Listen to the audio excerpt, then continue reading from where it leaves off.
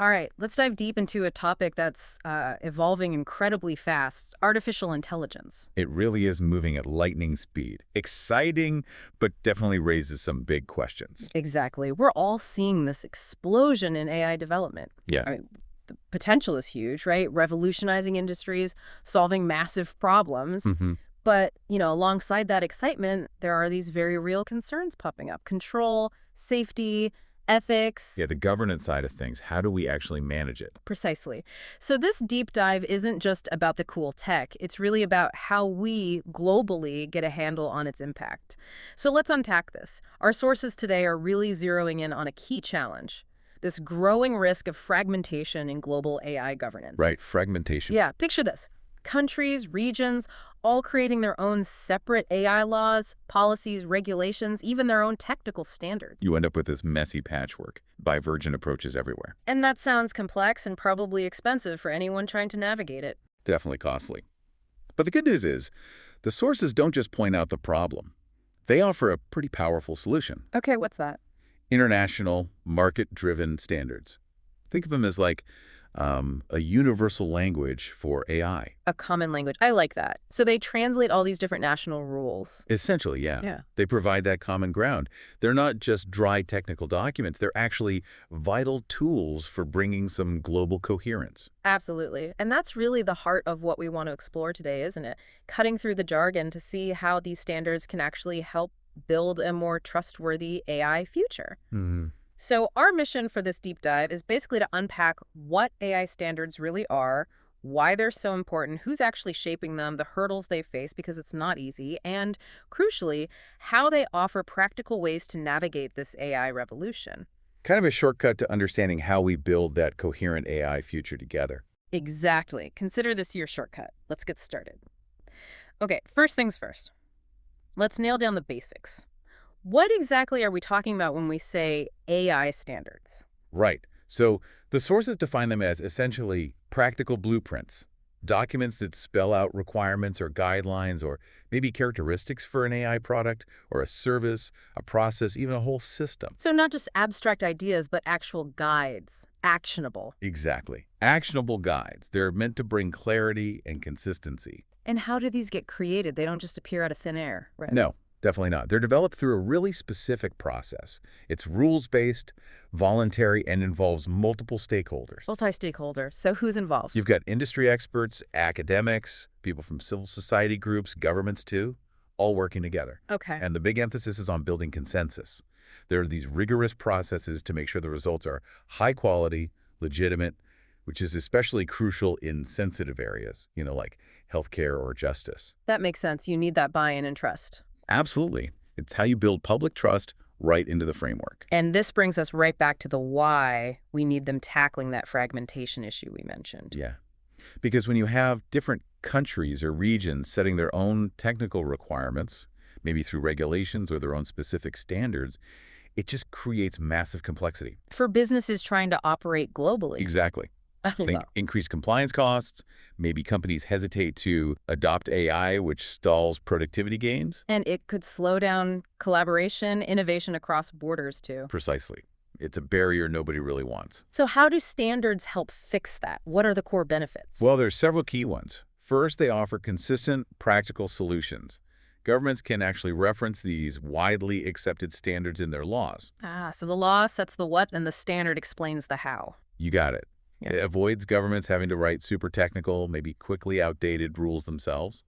Second, they really foster interoperability. Meaning systems can work together. Right. Modern AI is often built like Lego, different components from different places. Standards create those shared expectations so the pieces fit so they can talk to each other. Okay, that's huge. What else? Third, they help with regulatory alignment and global dissemination.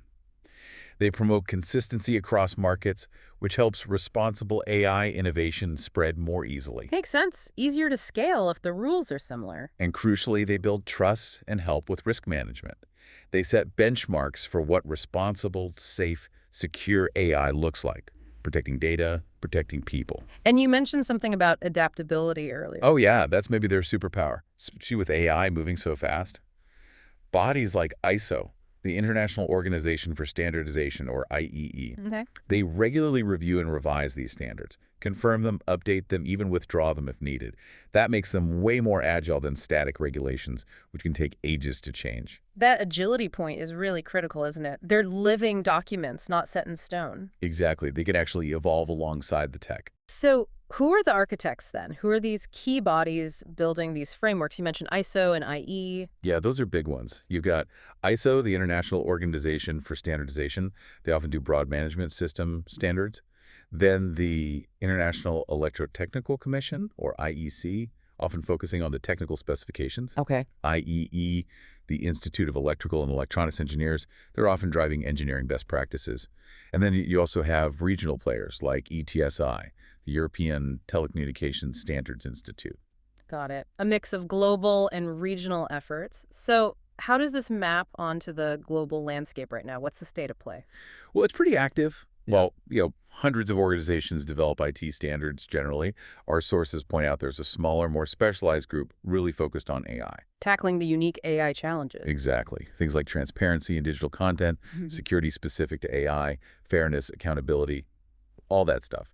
And this isn't brand new either. AI standards work has been building momentum since well before 2020. Interesting. And those key global players, you mentioned ISO, IEC, IEU, and maybe the ITU, the International Telecommunication Union. Yeah, ITU as well. They're really laying the groundwork, developing what you might call foundational or horizontal AI standards. Horizontal meaning they apply broadly. Right. Across different sectors, different types of AI applications, they form the bedrock. Okay. And then you have regional or national efforts building on that? Precisely. They complement the global work. Take Europe, for instance. You've got CEN and CNELEC. Those are the European standards body. Right. They're playing a crucial role in aligning standards with the big one, the EU AI Act. The European Commission actually gave them homework back in May 2023. Homework. Yeah. Tasked them to develop specific standards for the Act's high-risk categories, things like quality management, risk management systems. It gives companies a clear pathway to show they comply. So a way to meet the legal requirements through recognized standards. Exactly. And before the Act fully kicks in for general-purpose AI models, which is August 2025, I think, the EU is also developing a code of practice. Kind of a temporary guide. Sort of a bridge, yeah, offering practical guidance.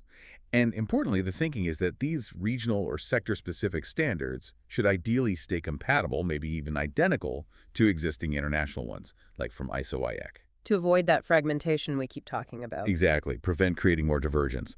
Meanwhile, over the U.S., you've got NIST, the National Institute of Standards and Technology. NIST, right. Heard a lot about their AI risk management framework. Yeah, they've been very active developing standards that align with U.S. executive orders and laws. And interestingly, their work, like the RMF, is actually being picked up and used in Canada and parts of Latin America, too. That shows its usefulness, crossing borders like that. Definitely. And how does all this technical work connect back to, say, high-level principles, like things from the OECD or UNESCO? That's a great question. Those intergovernmental initiatives, OECD, UNESCO, Council of Europe, G7 with its Hiroshima Code of Conduct, they're crucial for establishing common terms and ethical principles. They set the high-level what? The aspirational goals. Right. And then the industry-driven technical standards come in and translate those principles into practical, actionable stuff. They provide the how. The concrete guidance for implementing AI governance, risk management, security. Exactly. They bridge the gap from principles to practice. Okay, so we have a clearer picture of what standards are, who's building them, the global landscape. But you hinted earlier it's not all smooth sailing. What are the main hurdles? Yeah, there are definitely challenges. Our sources flag a few key ones. First up is often just a lack of awareness and expertise. People just don't know about them. Or they lack the technical know-how to actually implement them. Or maybe the regulatory picture isn't quite clear enough yet. It makes adoption difficult for many organizations. Okay, that makes sense. What else? Then there's the regulatory landscape itself causing issues. Things like regulatory fragmentation and proliferation. Proliferation, like too many standards. Kind of. Remember how the European Commission asked CNCLEC to develop specific standards for the EU AI Act? Yeah. Well, international bodies like ISO and IEC are also developing foundational AI standards. So there's a risk of overlap, maybe slightly different technical requirements, which leads back to market fragmentation. Ah, I see. So creating potentially competing standards. Right. Or sometimes new projects get started instead of just updating existing widely recognized global standards. That's the proliferation part, adds unnecessary complexity. And are there other dynamics at play in the standard setting process itself? There can be. Sometimes you see what's called policy-driven standard setting, Yeah. where maybe participants try to push specific public policy goals or trade interests through the standards process. Using the standard to advance an agenda, basically. Potentially, yeah. It's Yeah. something to be aware of in those multi-stakeholder discussions. Okay. Any other big challenges? A really significant one is the difference between regulatory standards and voluntary standards. How so? Well, in Europe, if a standard is officially harmonized with the EU AI Act, following it gives you a presumption of conformity. Meaning it's assumed you meet the law's requirements if you use that standard. Exactly. It's a huge incentive, lowers risk for businesses, but other international standards, say from ISO or IE, might remain purely voluntary within Europe. So companies might face choices or confusion about which path to follow. Right. It creates different levels of adherence, different pathways, especially for companies operating globally. And then there's the elephant in the room, the sheer pace of change. AI moves faster than standards committees. Often, yeah. Standards development, even the agile kind, can seem slow compared to how fast AI evolves. So there can be a gap between new applications emerging and the guidance being available. Although maybe still faster than traditional regulation. That's the counterpoint. Anticipatory standards can often be more responsive than waiting for slow-moving legislation. It's a balance. Okay, quite a few hurdles then. Awareness, fragmentation, policy agendas, voluntary versus mandatory, pace. So what's the way forward? What do the sources recommend? They offer some pretty clear recommendations. For policymakers, a big one is actively reference market-driven standards and laws and regulations. Use the standards that already exist. Yeah. Let the standards explain the how to meet policy requirements. It builds trust, streamlines compliance, and avoids governments getting bogged down in overly technical details. A smart division of labor, kind of. You could say that. Another powerful tool is public procurement. Government buying power. Exactly. Governments should use widely supported AI standards when they buy AI systems, rather than creating their own unique government specs. And that would push the market towards those common standards. Right. It drives interoperability and guides smaller companies, especially towards globally recognized approaches. That makes sense. What else? Promoting strategic alignment and collaboration, making sure standards actually meet market needs, have business support, and crucially, don't conflict with each other.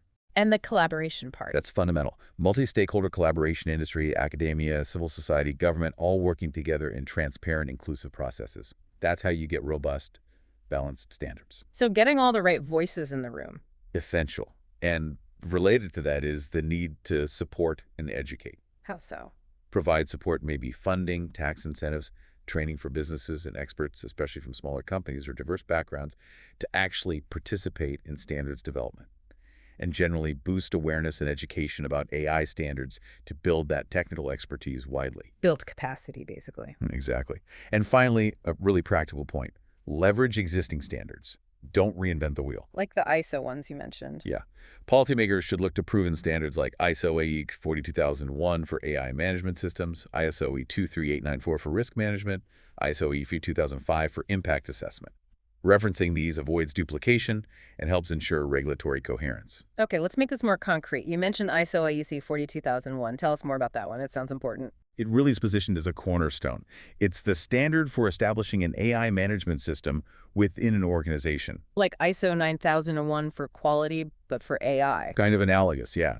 It requires organizations to put specific practices in place for responsible AI development and deployment. What sort of practices? Things like properly evaluating and mitigating risks associated with their AI systems, maintaining good documentation, especially around data quality, and ensuring clear communication about the AI system's capabilities and limitations. And does it get tougher for high-risk AI? It does. For AI deemed high risk, 42001 mandates more specific, system-level controls, things like conducting thorough impact assessments, ensuring responsible design throughout the AI lifecycle, and meeting specific data management requirements. Can you prove you meet the standard? Yes, and this is key. Compliance can be verified through independent audit. So it provides a tangible, auditable way to demonstrate trustworthiness. Okay, so 42001 is the big management system one. What about those supporting standards you mentioned, risk management? All right, that's ISO IEC 23894. It came out in 2023 and provides specific guidance on managing AI-related risks. It's designed to be applicable across different sectors, different sizes of organizations. And you said it connects to the NIST framework? Yeah, there's recognized alignment. People have created crosswalks showing how it maps to the NIST AI risk management framework, which is helpful for companies working across regions. Okay. And impact assessment. That's ISO IEC 42005. It helps organizations think through and evaluate the potential impacts, positive and negative, of their AI systems on people and society.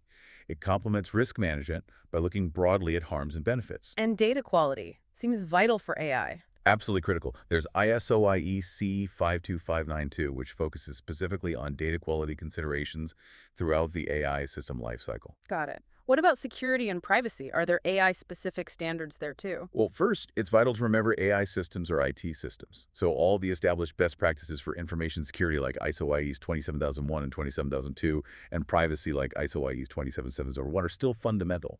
You absolutely need those. Build on the existing foundation. Exactly. But AI does introduce unique security challenges. So there's a new standard coming, ISO IE 27090, that will provide AI-specific security guidance. Showing how standards keep evolving. Precisely. Adapting to the new threats and technologies. So when you pull this all together, who is this really for? Who benefits from using these standards? It's actually a pretty broad audience. Obviously, tech companies developing AI using these helps them build trustworthy products, but also government agencies trying to craft sensible policies they can leverage these standards. And organizations looking to buy or use AI. Definitely. Procuring AI solutions that align with these standards gives them more confidence.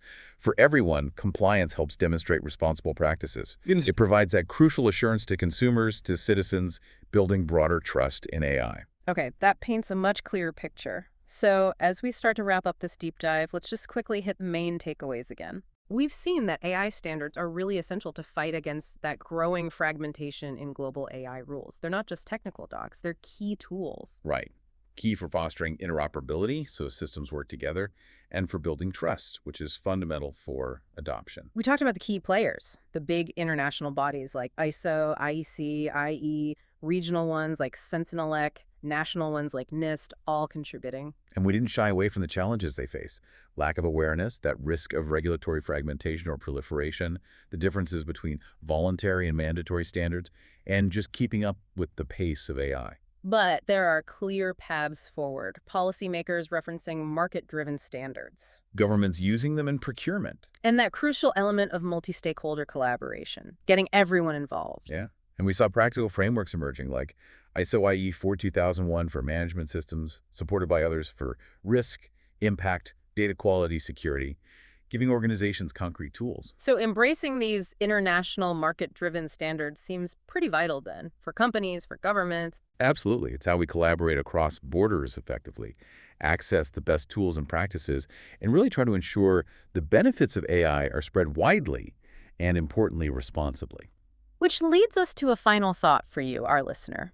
As AI continues to reshape our world at, well, breakneck speed, what responsibility do you think we collectively have? Responsibility in championing and demanding coherent, globally recognized AI standards, not just for the tech itself, but really for the human future it's going to help build.